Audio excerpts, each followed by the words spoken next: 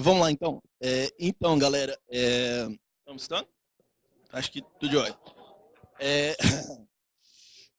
O que eu estou querendo falar é mais reclamar que a gente está pesquisando alguma documentação do Postgres e cada hora chega numa versão diferente. Create Index 9.1. Beleza, agora sim. Versão 9.1. Drop Table 8.2. Foreign Key 8.3. Aqui, Partition Table, duas versões.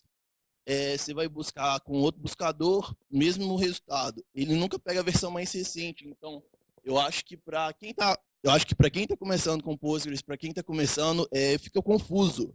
E é chato pra caramba você clicar na versão, depois você tem que ir na corrente lá dentro.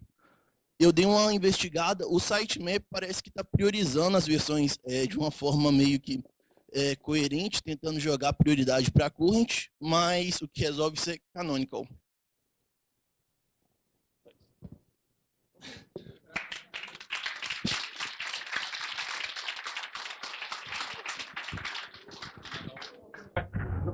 Vai.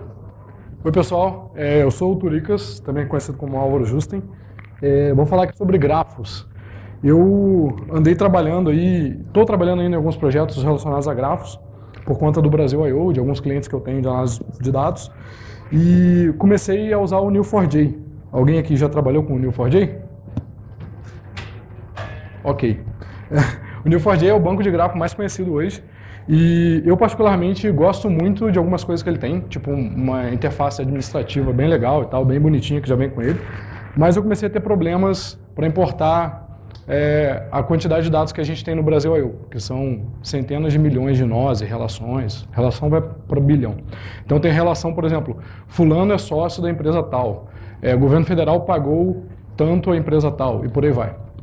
E daí eu comecei a procurar outros bancos, né? Daí eu cheguei na linguagem OpenCipher, que é a linguagem utilizada, né, no caso do Neo4j, e em outros bancos de grafo também.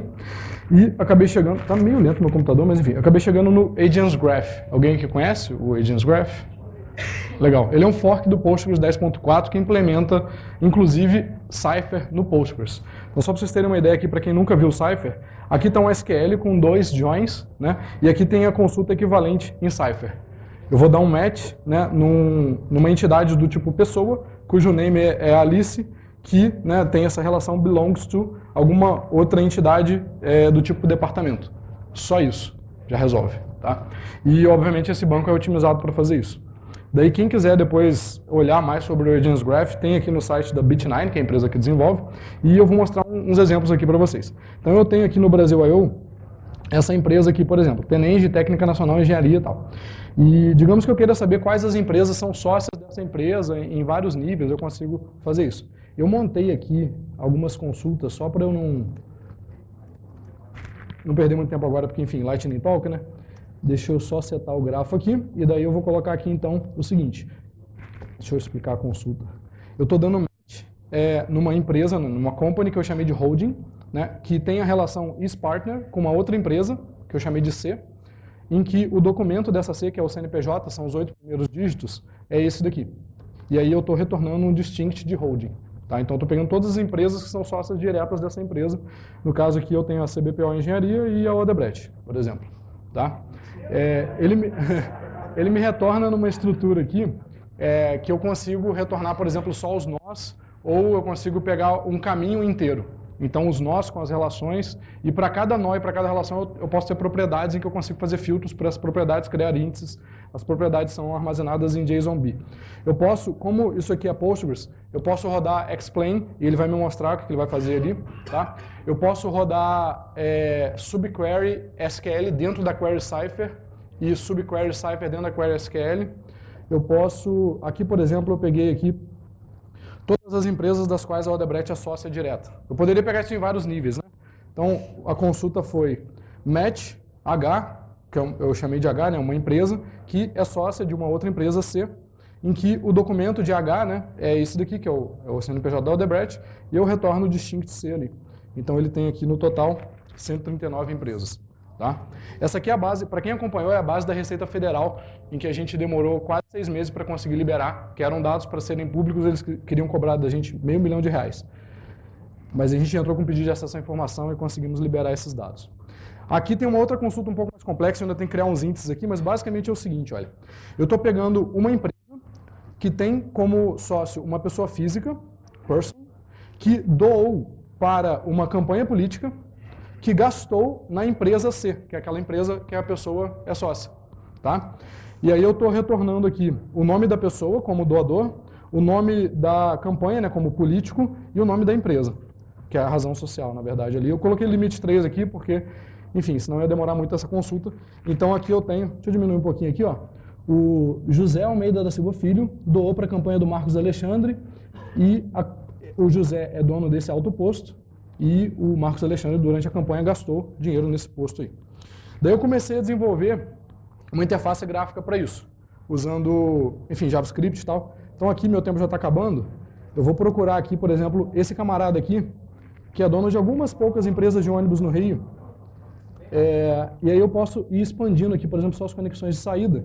Eu consigo ver, o pontinho azul é uma empresa, o pontinho preto, né, é uma pessoa física. Eu consigo ir expandindo aqui, vendo todas as relações que ele tem. Cada uma dessas aqui é uma empresa. E é isso aí.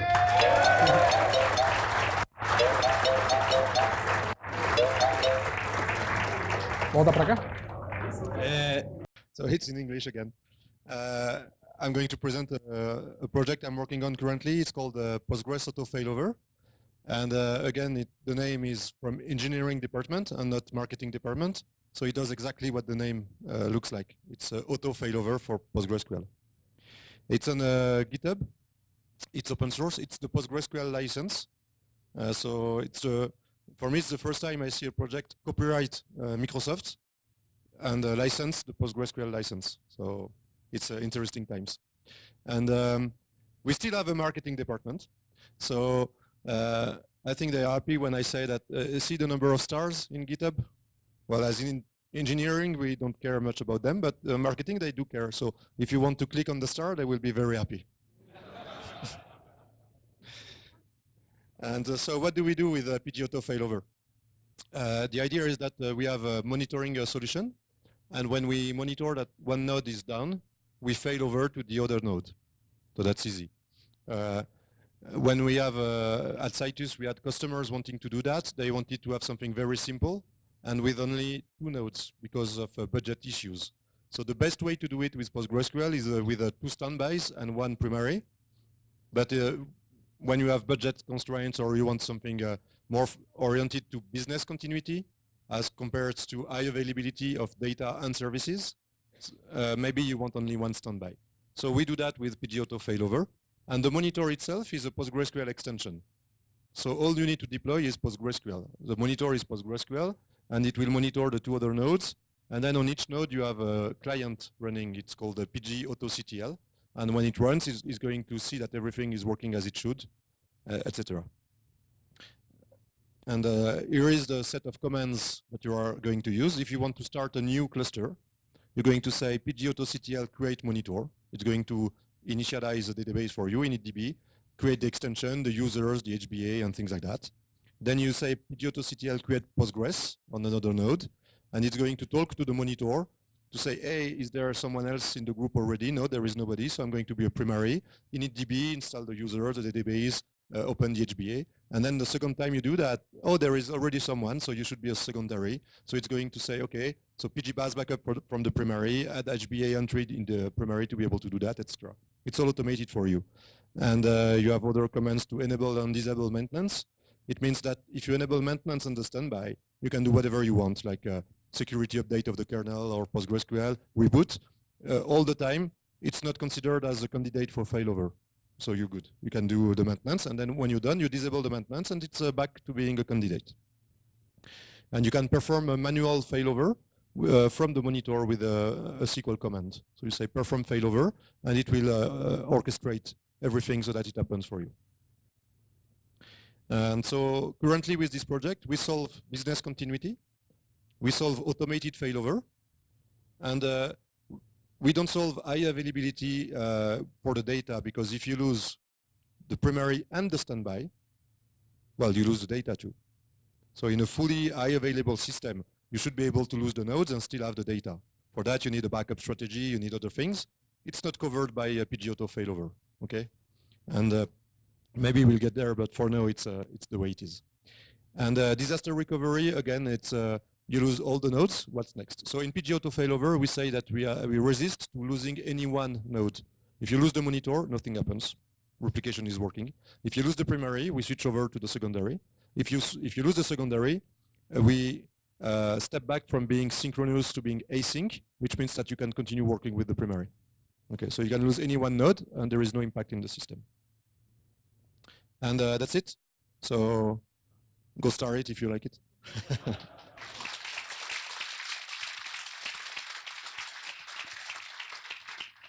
Olá, pessoal. Só queria partilhar uma experiência que nós estamos fazendo, uma abordagem um pouco diferente do uso do Postgres. Nós fizemos uma versão da libpq em JavaScript. libpq é a biblioteca mais baixa de acesso, né, ao banco de dados. E nós eliminamos o middleware do processo de desenvolvimento da aplicação web. Então, 100% da nossa aplicação, 100% não, exagero, mas 98% da nossa aplicação é escrito nativamente em Postgres, em PGPL SQL, e as coisas que são fora da linguagem, Java, PHP, etc., nós montamos um sistema de microserviços por Postgres para disparar essas linguagens, digamos, fora do nosso padrão. Nós também abordamos desenvolvimento de web em cima de uma seção persistente, não mais RESTful. Né? Nós voltamos para a década de 80, 90, aí, de aplicação de duas camadas, basicamente. Então, o front-end faz a conexão, mantém conectado, e fica até o final da utilização do usuário. Fizemos também a implementação de um conceito de usuário visitante no banco de dados. Então, nós fizemos uma coisa que o pessoal de segurança vai odiar, né? Mas nós permitimos um acesso público ao banco de dados Postgres, né? Direto para a web. E nós bloqueamos todo o uso a partir de ACLs. Então, a gente tem sistema de restrição de consumo, restrição de DDL. Então, a gente garante que mesmo um usuário, um hacker, dentro do Postgres, autenticado, ele não consegue fazer absolutamente nada que a gente não permita, nem consumo, nem nenhum aspecto. E ganhamos com isso interatividade, porque o acesso, né, ao banco de dados passa a ser bilateral. Então você consegue, a partir do banco de dados, interagir com os browsers, ou os equipamentos, ou Internet of Things, ou o que você queira. Então, e a gente ganhou também outras possibilidades, por exemplo, permitir uma aplicação web via browser operar offline. Um exemplo, então você abre lá o site, você abre o sistema, você opera o sistema mesmo sem a internet. Quando ela restabelece, ele devolve os dados. E estamos explorando esse mecanismo para saber até onde a gente consegue chegar com isso. Então, por enquanto, está assim, pleno desenvolvimento, estamos assim, experimentando e vendo até onde a gente consegue chegar nisso. É basicamente isso, gente. Obrigado.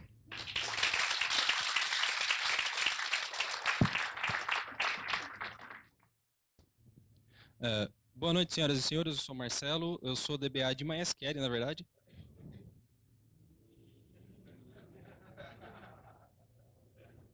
É que eu esqueci de dar o play. Mas eu trabalho com Postgre há bastante tempo, eu prefiro Postgre. Eu acho uma ferramenta hoje mais completa e... Não, pode ter bullying, não tem problema não. E eu vim apresentar uma ferramenta que é extremamente complexa de você chegar até ela para fazer o teste. A Percona, eu não sei porque que ela escondeu, mas é muito difícil de você testar o Percona Performance Manager. Você tem que fazer o extremo trabalho de digitar pmmdemo.percona.com. Né? Passando essa parte difícil, aí fica fácil. Você consegue testar a ferramenta à sua vontade, que é Prometheus e Grafana. A gente teve palestra de Prometheus e Grafana. Vocês vão ter um acesso read-only, mas você pode baixar o Docker da PMMDemo pelo site, tem as instruções de como você instala o Docker. Já vem com a Grafana e com o Prometheus configurado, pronto, rodando.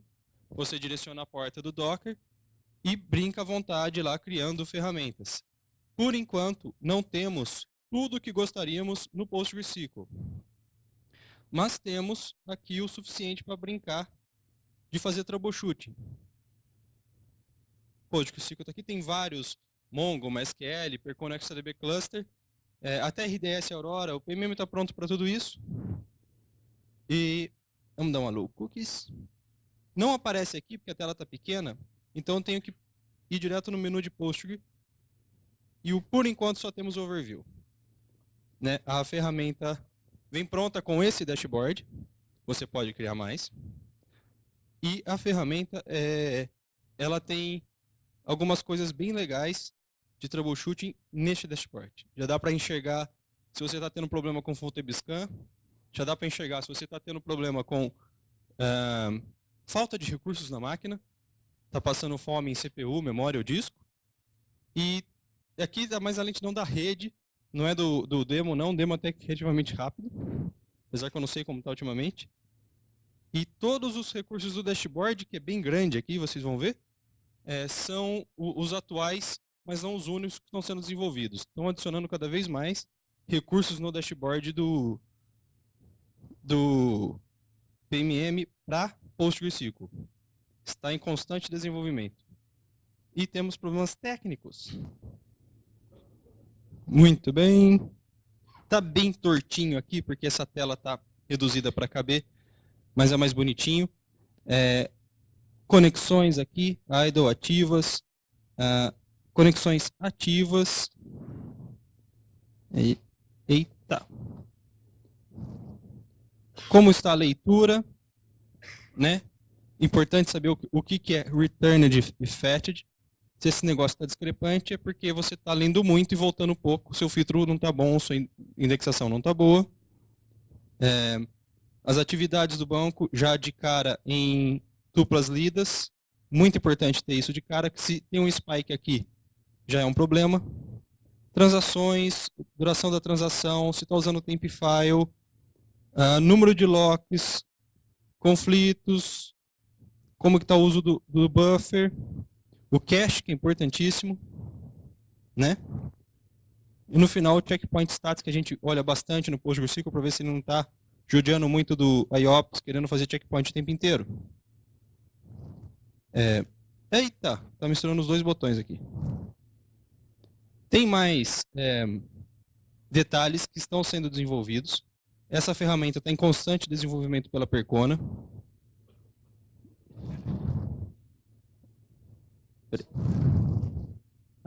Tá configurado para funcionar assim.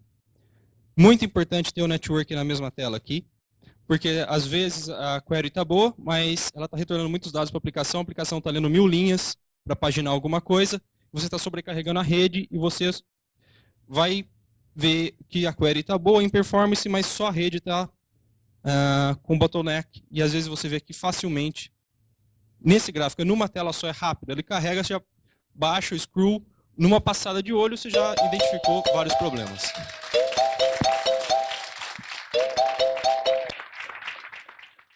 Pessoal, boa tarde. Obrigado a todos pelo evento. Eu quero falar bem rapidinho. Quem aqui usa Information Schema no seu dia a dia para fazer select ou usa pedir catalog? Information Schema, levanta a mão. Quem usa pedir catalog? Legal. Eu descobri essa semana um ofensor ao meu banco de dados. Tá? Eu tenho um banco de dados que é um RDS. Ele é um banco de dados relativamente pequeno, número de tuplas muito pequeno, mas ele tem 25 mil esquemas. E a gente começou a ter alguns problemas de performance essa semana, a gente foi analisar, e um ofensor ao meu banco de dados foi o Information Schema. E aí, para minha surpresa, eu fiz uma análise do que aconteceu, e aí está o resultado. Na Information Schema, o explain deu 191 milissegundos para resolver, e no pedir catalog 0055. Praticamente 2.000 vezes mais rápido, tá? Segundo o Fabrício, na 12 não vai ter esse problema, tá? Mas isso aqui é um 9.6, então eu estou enfrentando esse problema e o ofensor desse cara aqui é o Flyway, tá? Então a gente vai resolver de alguma forma, ou vai trocar, ou a gente vai acabar trazendo uma versão interna da empresa sênior para o Flyway, que a gente está passando por uns outros problemas com ele também, tá bom? Mas isso é um problema lá do meu time de arquitetura, Eu só quis mostrar isso para vocês, tá? Eu vou agora roubar o microfone e vou entregar para o Gerdan para ele falar o resto do tempo sobre uma experiência dele aí nesse evento aqui, tá bom? Obrigado pela atenção, pessoal.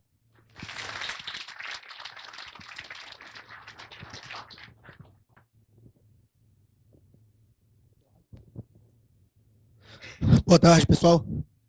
Eu sou a pessoa que mandou um ticket ontem, uma mensagem de texto no Telegram dizendo: amanhã, às 10, não vai ter a palestra de JIT. Tá? Passei da banda ruim, foi um mês para fazer essa palestra, e eu não consegui definir o comportamento do JIT. Pedi ajuda para os colegas, inclusive, cadê o Raul? Tá ali escondidinho, Cleison, o Heron já foi embora. Conversei com outras pessoas, e o JIT continuava performando pior do que as consultas normais. Mandei a mensagem, a gente ficou ontem até 3h30 da manhã.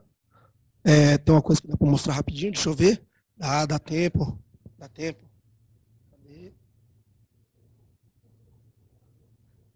Isso aqui é a situação que um amigo ficou ontem. Tá? Nessa hora ele estava vendo um vídeo do Andrés Freund explicando sobre JIT. Tá? Então, realmente, a gente passou da banda ruim para montar a palestra de JIT. Hoje eu desci em respeito ao pessoal, ia vir aqui falar com o pessoal que, infelizmente, não dava para ver a palestra. No meio do caminho, eu cruzei com o Guedes.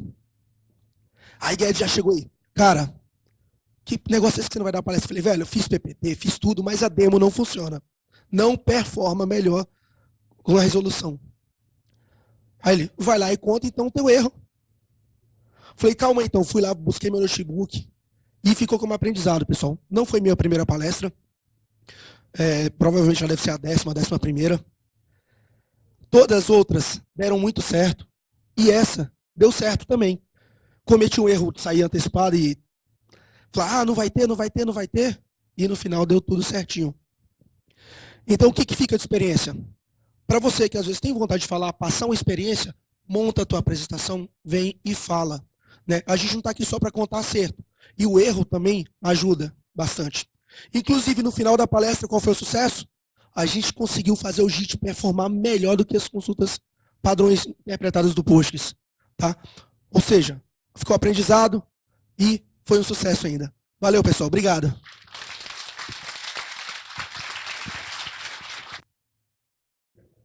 Aí você tira a minha concentração. Gente, todo mundo sabe o que é a Lei Geral de Proteção de Dados? Bom. Não, porque se vocês não soubessem, vocês realmente teriam um problema, e um problema bem grande.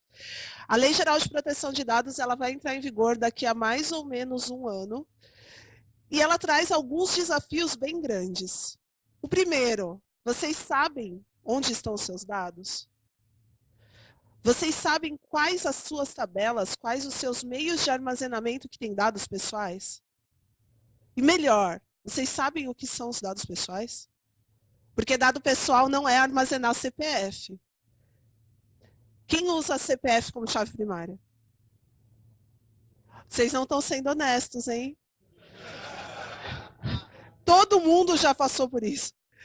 Só que se você está usando o CPF como chave primária, ou se você tem um CPF numa tabela de log, sua tabela tem um dado pessoal. Pior do que isso é saber o que é um dado pessoal. Porque dado pessoal é todo aquele que identifica um cidadão brasileiro. Ok, então se eu combinar dados, eu tenho dados pessoais. E além dos dados pessoais, eu tenho também dados sensíveis. E o que são dados sensíveis? São aqueles que podem trazer algum preconceito, alguma situação de desconforto para as pessoas. E aí você me diz, mas eu vou colocar o meu servidor na Rússia. Ok, se o seu servidor está na Rússia e tem dados de cidadãos brasileiros, você também está sob vigência da Lei Geral de Proteção de Dados.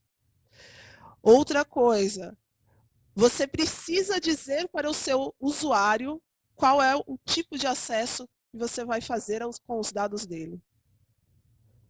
Vocês já pensaram nisso?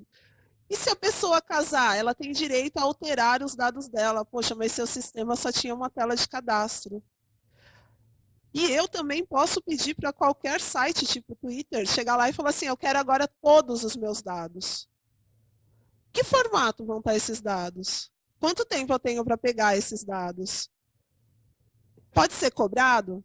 Eu também queria essas respostas, tá? Se alguém tiver, por favor, depois você me conta, porque a lei traz vários desafios. O negócio tá ficando moderno. Quando a gente começou, não era tão legal. Galera, eu queria falar sobre uma ferramenta que eu descobri faz pouco tempo, que eu acho que é uma dor para todo mundo, que é gerenciamento de esquema. E antes eu queria falar também que a firma está contratando, se vocês quiserem. Alô. Firma está contratando, fala comigo, eu ajudo, tá? Eu queria falar sobre o Skit. Eu não tenho muito tempo, então vou enrolar o máximo que vocês puderem para vocês me trollar, né? Eu me sinto menos culpado por trollar todo mundo.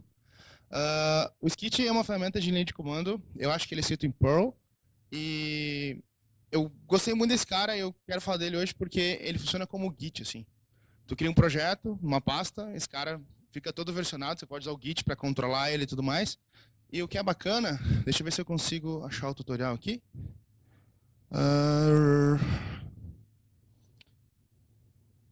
Agora eu entendi, porque o colega sempre clicava com o botão direito, né? Tá invertido. Ok. Então, tipo... Aqui. Então, o Skit em si é realmente muito simples. A gente vai dar um Skit init e ele vai criar uma pasta com um arquivinho de controle para cada mudança.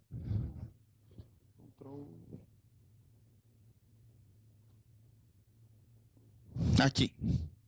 Essa linha especial aqui, Skit init. O que esse cara vai fazer para a gente? Ele vai criar uma pasta e dentro dela um arquivo de configuração e 3 pastinhas. E o que eu acho muito legal sobre isso é que toda a migração que ele vai fazer, ele vai criar, a gente vai ter 3 estados para ela, para aplicar a migração, para reverter a migração e para verificar se a migração foi realizada. Então é massa porque isso traz um conceito novo para a gente, que é teste, porque a gente só cria script e roda. Se o Deus do banco de dados estiver lá junto com a gente naquele momento, funciona. Se não funcionar, fudeu. Então, eu acho muito bacana que a gente consegue ter, dentro do mesmo projeto, a gente pode ter múltiplas bases de dados.